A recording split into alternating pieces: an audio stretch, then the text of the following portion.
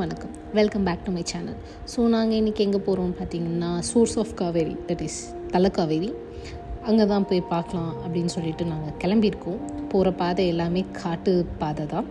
தென் அங்கே போயிட்டு once reach ஆனதுக்கு நான் ரொம்ப பெரிய கோயிலாக இருக்கும்னு நினச்சேன். பட் ஆனால் ரொம்ப சின்ன டெம்பிள், பட் ரொம்ப க்ளீனாக வச்சுருந்தாங்க.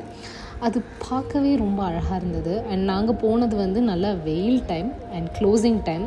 ஸோ அதனால் சீக்கிரமாக போய் பார்த்துடணும் அப்படின்னு சொல்லிட்டு அவசரமாக போனோம். ஸோ அதனால் சரியாக வீடியோஸ் எடுக்க முடியல. இந்த குட்டியாக ஒரு சின்ன பாக்ஸ் மாதிரி இருக்குல்ல, அதுதான் வந்து மெயின் சோர்ஸ். அங்கேருந்து தான் தண்ணி வந்து உற்பத்தி ஆகுது, ஊற்று வந்து உற்பத்தி ஆகுது. தென் அது எங்கே போகுதுன்றது நமக்கு தெரியாது. மேபி மான்சூன் டைமில் பார்த்துருந்தா நல்லாவே தெரிஞ்சுருக்கும்.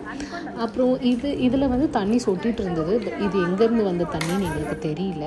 அதுக்கப்புறம் வந்து ஒரு சின்ன ட்ரோன் ஷாட்.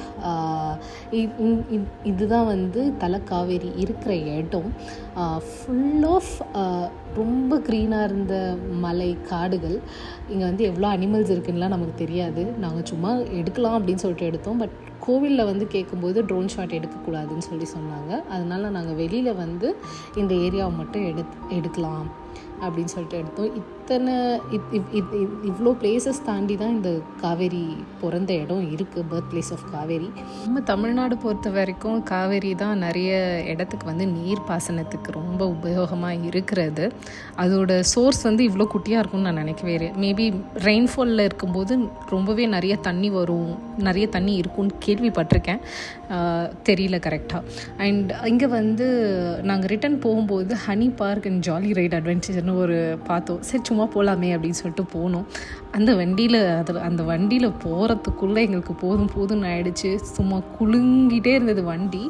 அங்கே வந்து நிறைய பிளான்டட் பண்ணியிருந்தாங்க, லைக் காஃபி, கோகோ, இந்த மாதிரி நிறைய பிளான்ஸ் இருந்தது.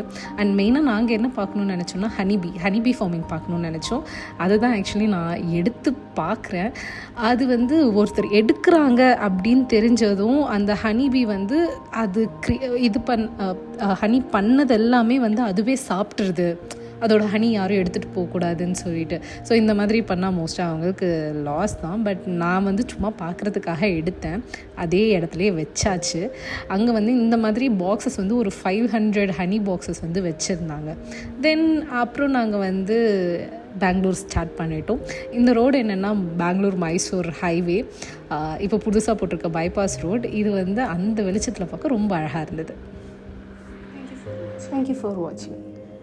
Please do comment, like, share and subscribe.